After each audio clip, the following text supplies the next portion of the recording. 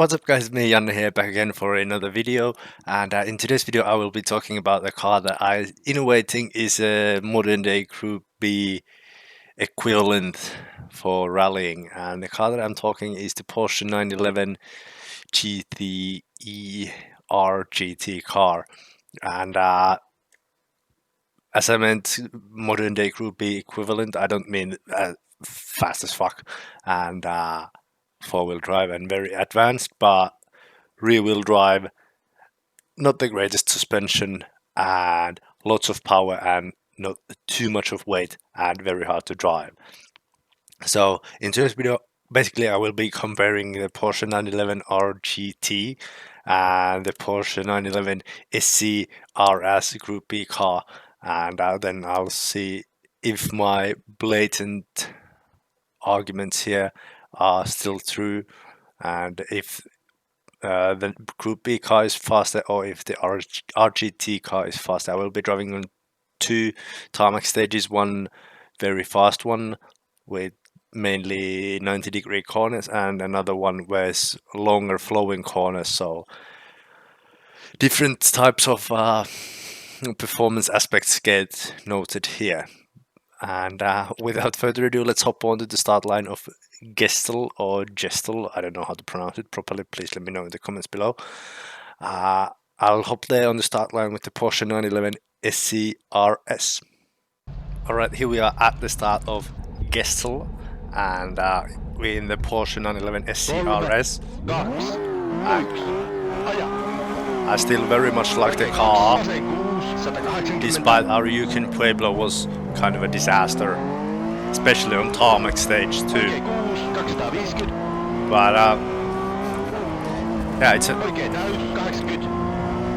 interesting comparison to make, because yeah, this is way older car, so I expect it to be a bit slower in comparison to the RGT one, but I'd claim that this is the more fun one to drive, most definitely, because you have to actually, I'm not saying that the RGT one is easy to drive, but with this you need to work just so much more in order to make it go fast. And yeah, this one does have indeed an H-pattern gearbox with clutch, so lots of fancy heel and toe is required, and in lack of that, mine will do.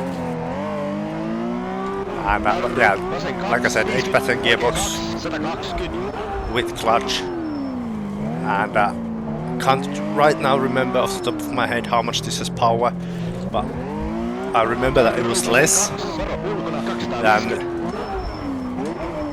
than with the RGT Porsche, but then again the RGT Porsche was also a lot heavier,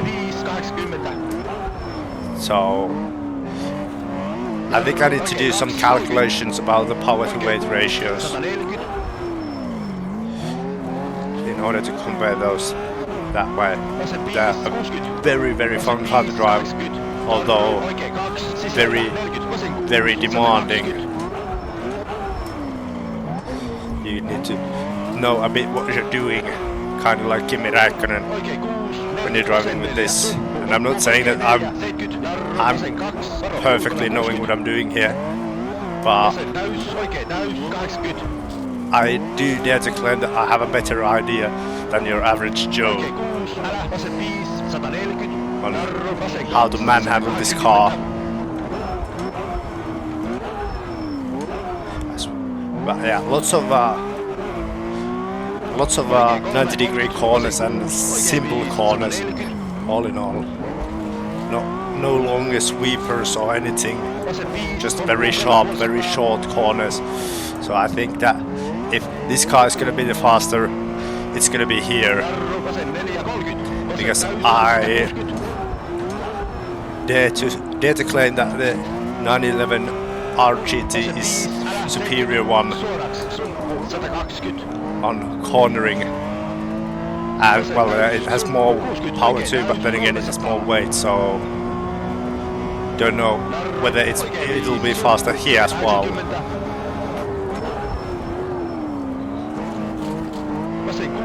That is always the brown pants moment of a corner.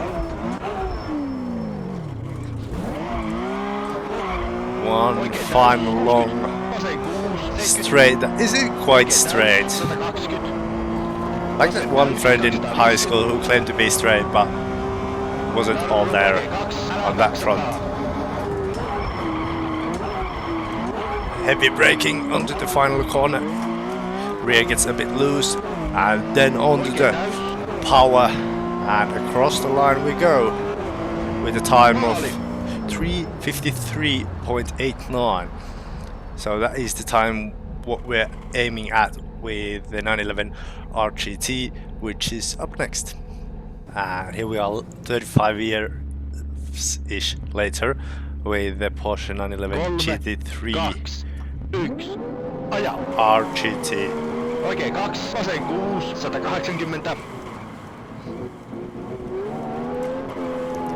And yeah, no F-mod sounds for this car yet, so we'll have to make do with the ENG sounds. And yeah, this car has 6 gears compared to the 5 of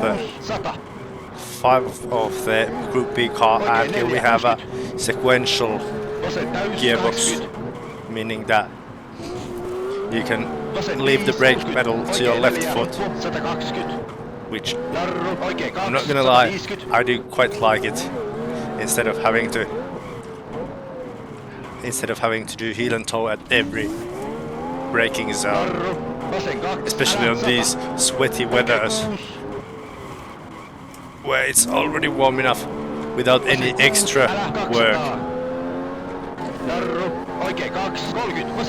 But yeah, this car feels a bit tamer in comparison, in a way that it don't tend to flick the booty out as happily as the 911 SCRS. Also, I dare to claim that there's slightly less wheel spin on accelerations as well. Don't know about cornering speeds because can't really look at the speeds for 2 reasons. 1, I'm driving, and 2, it's not visible on my dash. So I can't see how much advantage are we getting from the big spoiler.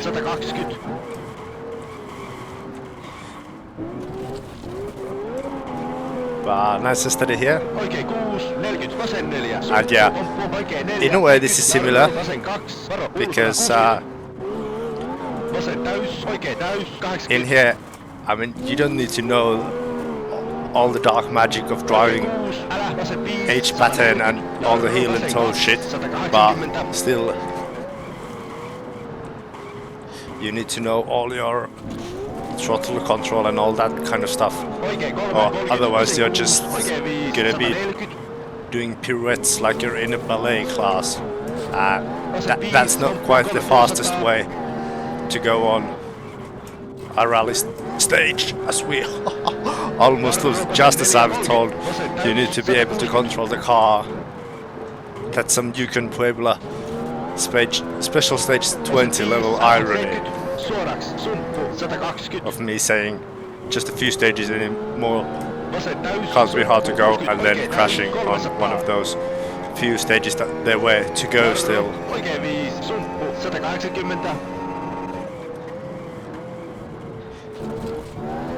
Nice and easy through there. Very tricky corner indeed. And easy here as well, as we get on this final stretch of road before the heavy braking zone. We head to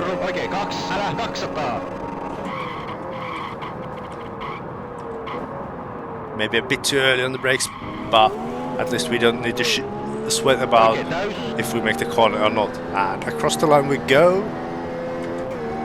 And the time we were aiming for was 3:53.89, and the time we got was 3:47.32. So that's a 6-second gap 6.5 second gap in favor of the modern Group B car. Well, yeah, that's what the video is about, but modern day Porsche. And next up we will be heading to Vicar, you know, that Spanish stage where there are long sweeping corners, so we get to see a slightly different aspect from both the cars and see if this one, which I very much suspect, if this one is the faster car there as well. But without further ado, let's hop to Vicar, who knows, there. Here we are at Vicar with the Group B Porsche, and I did some quick maths, and this car has a better power to weight ratio of the two. This has 250 horsepower per ton, and the RGT1 has 247 or 48. So basically the difference is absolutely nothing, but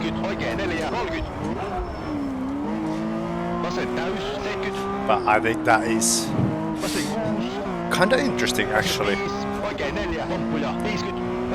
But then again, like we've established already, this is a lot more harder car to control with its more primal suspension and with H pattern gearbox and with one less gear as well. So there is that. But this is a very, very fun car to drive indeed. Apart from Rally Wishleshenko, I hate that stage. It is the worst stage in the existence of the universe. Getting a bit loose there. Yeah, this is a very, very fun car to drive. And also very rewarding. So when you get it right, and that's not often, it feels like Christmas pretty much. That's how fun this car is. I would say that this car is as good as having sex, but Christmas is more often, so you guys may be more familiar with that. And yeah, this car can surprise you every now and then with a bit of a surprise booty swing. But you just need to be very cautious with this car at all times. Basically, it's like living with a person you'd think that tries to kill you at the very second when you are not prepared. That's, I think, the best analogy that I could come up with on the fly.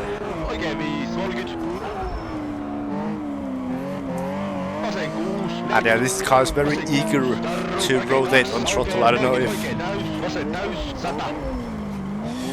maybe a bit less of a rear diff lock for acceleration would help, but yeah, all in all, very fun car to drive. And let's throw it in here so we can go flat out over the crest.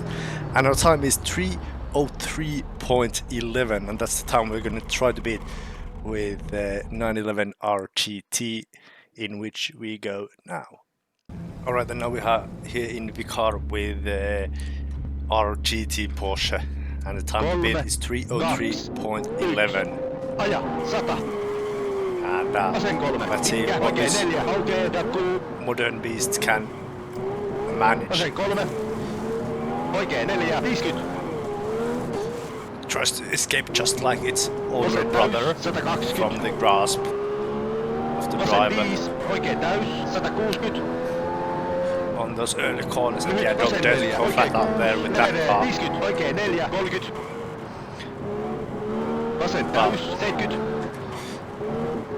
But over these bumps at least it seems to behave a bit better. I mean, this has fancier dampers with 2-speed settings as well, fast bumps and slow bumps. Oikein 3. So that's Puoli pitkä, vasen 3, progress aukee. for you. Oikein 5, roikkuu 60. Hae pyöree, oikein tiukka. And yeah, especially oikein 5, here, pidä. lots of gear changes constantly. The Hae sequential pyöree, box vasen tiukka. Ne vedee 80. is a lot better in my opinion, Vasen because täys, 80. you can brake with your left foot. Vasen 6, jarru, And I oikein don't know 3, about you guys, vasen but 4, vasen I 6, seem to be a lot 80. more consistent on the brakes with my left foot, despite constantly looking up here because the setup is not quite to my liking, but can't really complain when I got it from a friend for free. So it wasn't a donator exclusive or anything. Oikein tiukka, 80.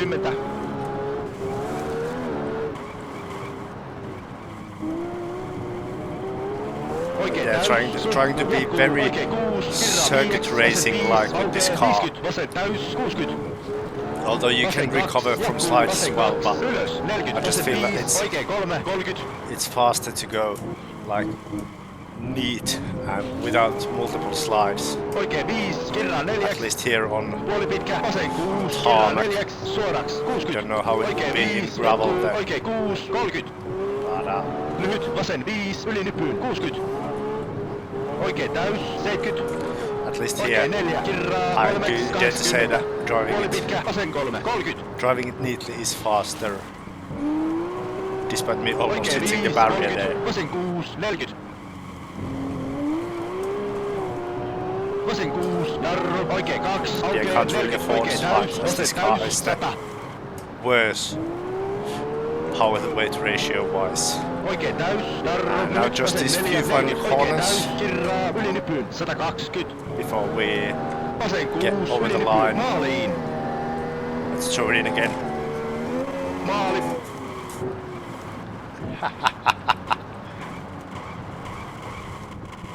That was a proper fat slide to end it with. And the time was 3:01.19, so surprisingly little gap, to be honest. I did do some fat slides with the 911 SCRS as well, so I think these cars could be quite close to each other with a bit more setup work done here, at least for the Group B Porsche. And there we have it, a small comparison between the Group B Porsche and the Group R GT Porsche. And I do dare to say that that Porsche is the modern day equivalent of a Group B rally car, in a way that it is not the most perfect setup suspension wise, so it'll provide some challenge. You need to think a bit how fast you can go into some bumps and jumps and all that. It's very, very powerful, so that also plays into the Group B category, hands, so to say. Well, it's kind of heavy, but I think there were some heavy Group B cars as well. And what else? Well, most importantly, it's very, very difficult to drive and very spectacular to drive. And also, the car sounds amazing, although with ENG sounds not that great, but still very, very good. And in real life, I can imagine it sounding very, very orgasmic. And yeah, and some of you might be wondering, but what about the modern spec WRCs? Well, yeah, they do have a lot of power and lots of fancy wings, spoilers to make it go fast, and all that. But then again, the cars itself, in a way, are not as spectacular because they're not sliding that much. They're going quite neatly as well.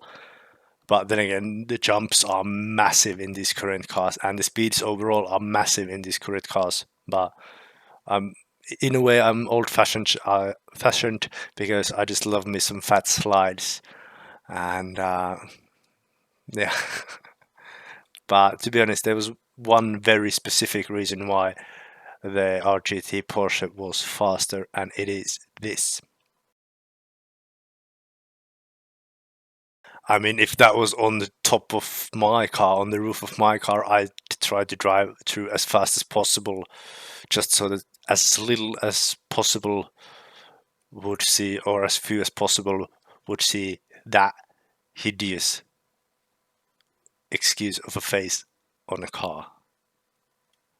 And that is the real reason why the RGT Porsche is faster. I think I should do a proper scientific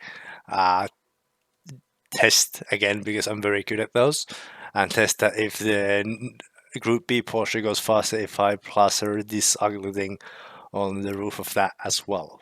But but yeah, that is all for now. Thank you so much for watching the video. What do you think? Do you think the RGT cars are in a way the modern equivalent of the Group P cars, or do you think that the current spec WRCs are the equivalent of modern day equivalent of Group B cars? Let me know in the comments below, but let's not fight, okay? We are adults mostly, and Gabe. And but yeah, that is all for now. Thank you guys ever so much for watching. I'll see you, I guess, today with some stream. Thanks for watching. Bye.